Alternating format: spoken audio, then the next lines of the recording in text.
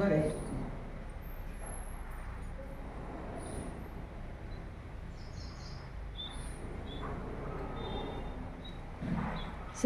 शिवाय नमस्तुभ्यं श्री शिवाय नमस्तुभ्यं श्री शिवाय नमस्तुभ्यं श्री शिवाय नमस्तुभ्यं श्री शिवाय नम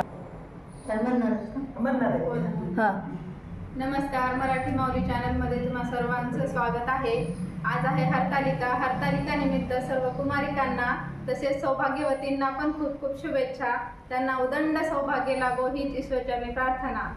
तर हरतालिका कशासाठी केली जाते, का केली जाते?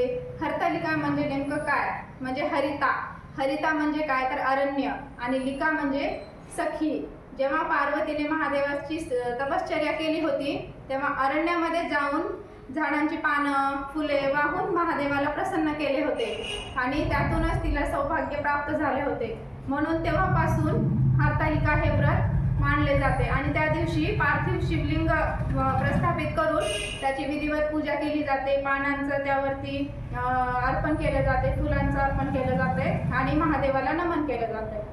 आणि त्यामध्ये ह्या फुलेराला पण खूप महत्त्व आहे. आता जसं आम्ही इथे बांधलेला आहे तसंच प्रत्येक जण आपापल्या घरी सुद्धा फुलोरा बांधतात. आणि जर ह्या फुलोऱ्याची मनेभावे पूजा केली, विधिवत पूजा केली तर आपल्याला पण त्याचं निश्चितच चांगलं फळ प्राप्त होतं. फुलोऱ्याचं दर्शन घेतल्यानंतर